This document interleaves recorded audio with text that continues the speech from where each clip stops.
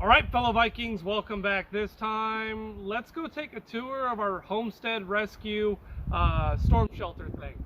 Let's do that.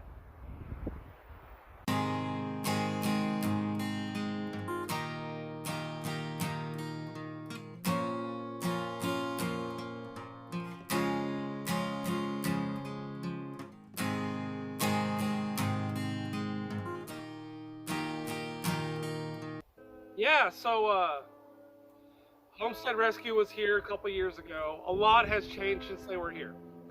We have the new cabin, we expanded our aviary, we put in more goat pens, or we actually put in goat pens and expanded the goat pens and then added on another paddock to them.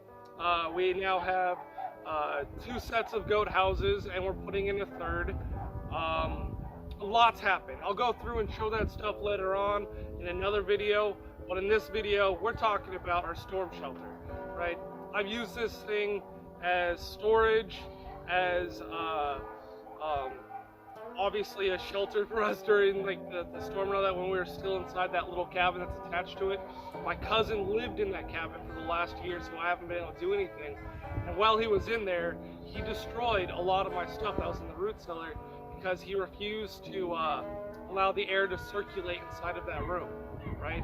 That room has, or the root cellar slash storm shelter has a lot of condensation issues, right? But that's normal for any underground building, right?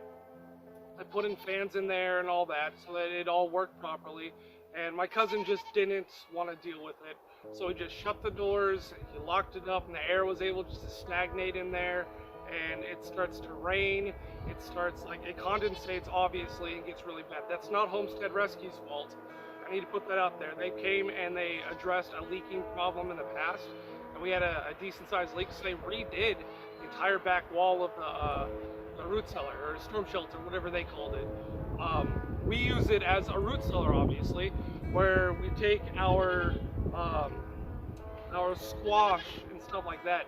It's really good for squash because it keeps you at about 50 degrees right in there, and during the summertime it'll get up to about 70 in there. But you're not storing squash at 70 degrees in the summertime. It's not until the fall that you start using that root cellar as a root cellar, right? So we put in shelving all over in there. We have lights in there. I've hooked up electrical throughout it, so we're able to use the fans and everything to make sure everything stays at the right humidity level. You know, I'm able to breathe when I walk in there, and it works perfectly as both a root cellar and a storm shelter, assuming that we continually have the air flowing in there, so that the humidity doesn't build up too high and it doesn't condensate on the colder walls. Stuff that one of my friends, Jan Johnson, she's probably down in the comments, she's awesome, I love her, she's a great person. She came over and helped paint. She bought the paint. She came over with Cheyenne and painted the outside of the cabin hooked up to the storm shelter, and it's beautiful.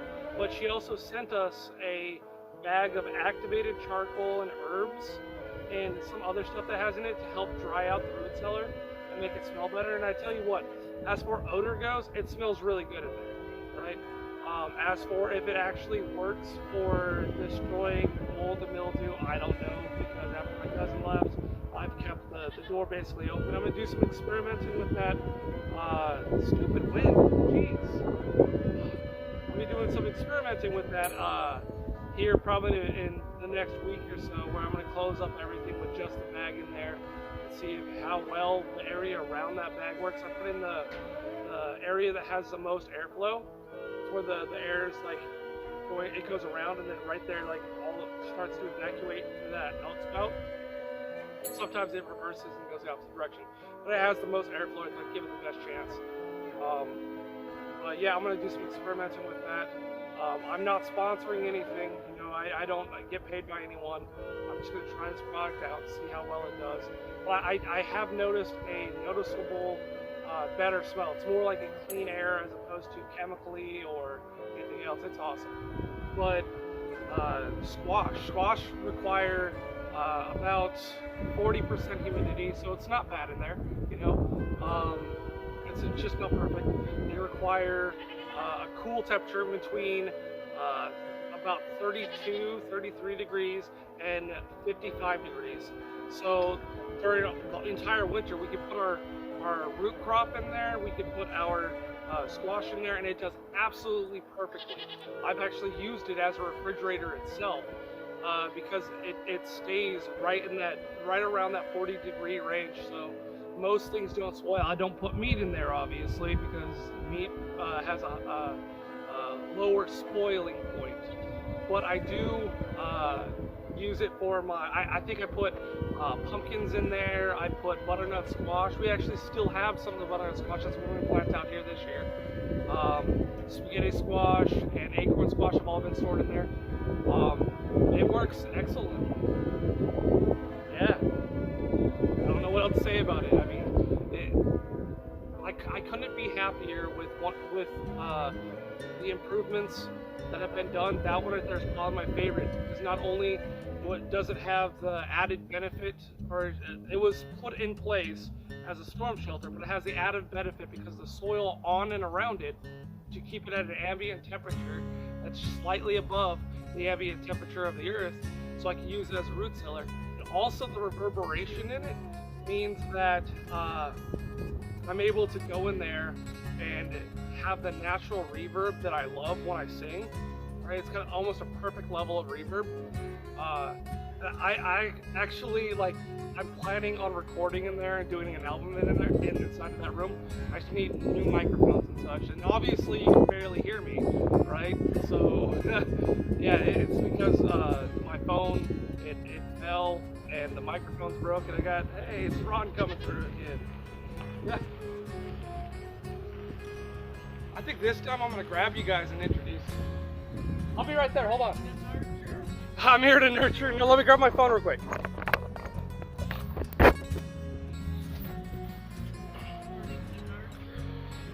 I can't hear you, hold on.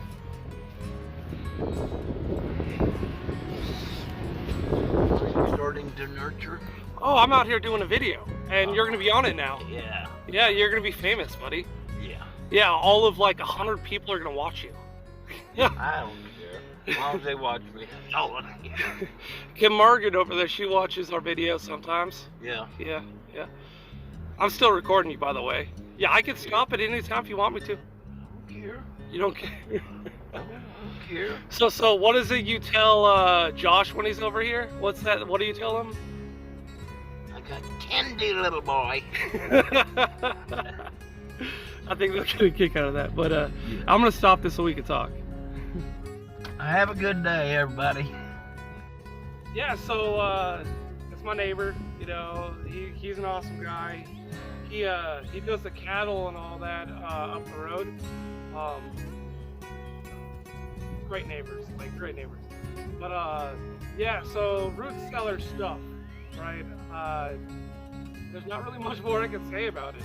You know, it's an awesome little room in there, and I do plan on recording some music in there for my band. I mean, we haven't played in like 10 years, not 10 years. How long have I been here? 3 years? It'll be 4 years. About 4 years. We haven't played together. So I don't know if you really call that a band anymore, but they're not doing anything else. So whatever. But I do have a lot of material that we can work on. And no, I'm not releasing it on this channel. It is not child friendly. It's a way for me to vent my frustrations, and like it's my therapy, right? I don't sit down and talk to a therapist because I don't find that helps me. But growling and screaming and singing into a microphone really helps. My lungs make it really difficult to do that now, but that's my outlet, or at least one of them. You know, word, man. It's just a great day. Like I can't say that enough. Like, it is a wonderful day out today. Beautiful, beautiful day. I've gotten the goats out. You know, they're just out there sunbathing and eating their food. You know, that's what they do. They're doing their goat thing. Played with the chickens a little bit. The chickens were following me around earlier. They wanted me to give them some more scratch. They had plenty inside their pen. They wanted me to just physically throw it to them. Chickens are funny. Dude, I think I'm gonna call it like quits for this video, you guys. Yeah, and I'll see you like, I think I'll do another one and have it up on Friday. Yeah, Friday. We'll do another one for Friday. That's it, you guys. I'll see you later.